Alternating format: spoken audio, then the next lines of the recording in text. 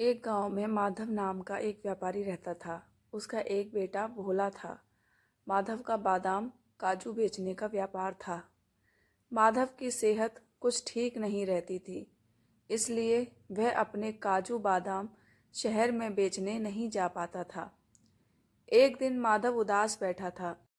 भोला बाहर से खेलकर घर आया तो उसने अपने पिता से पूछा, क्या बात है बापू, तुम कुछ उदास बैठे हो? माधव: क्या बताऊं बेटा, ये बादाम और काजू लेकर शहर जाना चाहता हूँ, लेकिन बीमारी के कारण इतना कमज़ोर हो गया हूँ कि हिम्मत ही नहीं है कहीं जाने की। भोला: तो क्या हुआ बापू, मुझे बताओ, मैं इन्हें शहर में बेच आता हूँ। माधव: नहीं बेटा, तू अभी बहुत छोटा है और शहर में बहुत से ठग घूमते रहते हैं। तेरे जैसे बच्चे को देखेंगे तो वह सारा माल और पैसा लूट लेंगे। भोला: बापू, मेरा केवल नाम भोला है, आप एक बार आजमा कर तो देखो। मैं ये सारे काजू बादाम बेच भी दूंगा और आपसे अच्छे दामों पर बेचूंगा। भोला की माँ: नहीं नहीं, छोटे से बच्चे को शहर नहीं भेज सकते। आप कहो मैं चली जाती हूँ, लेकिन मैंने तो गांव के बाहर का रास्ता भी नहीं देखा। भोला: माँ, तुम्हें याद है, मैं एक बार बापू के साथ शहर गया था। मुझे रास्ता अच्छे से याद है, मुझे जाने दो। भोला बहुत देर तक जिद करता रहा। आखिर माधव उसे शहर भेजने के लिए तैयार हो गया। माधव: बेटा, शहर जा तो रहा है, लेकिन मेरी 3 बातें याद रखना। तुझे कोई लूट नहीं सकेगा।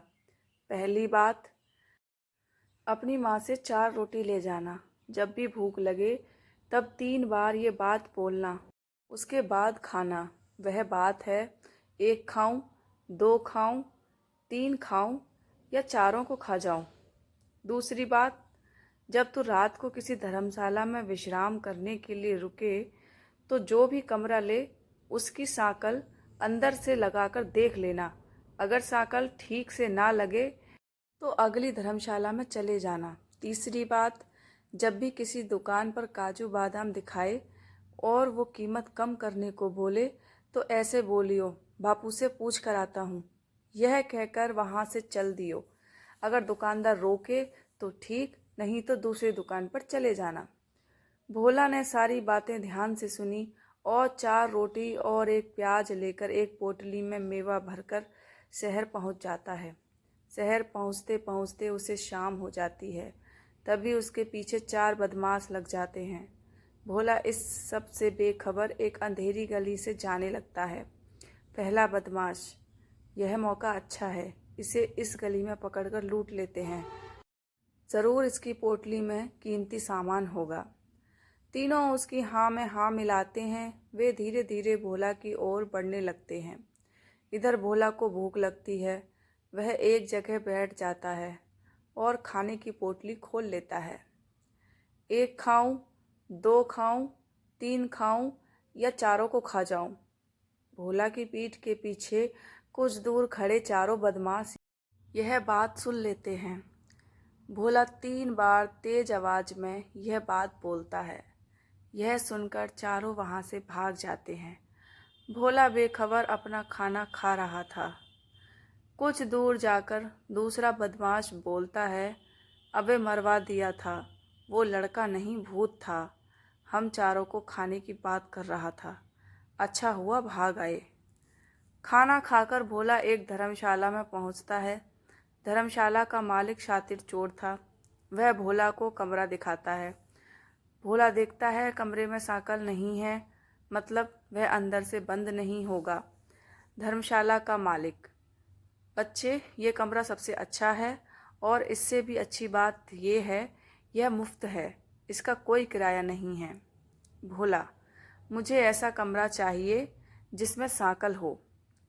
धर्मशाला का मालिक समझ जाता है कि यह बच्चा समझ गया कि रात को सोने के बाद कोई भी इसका माल चुरा लेगा।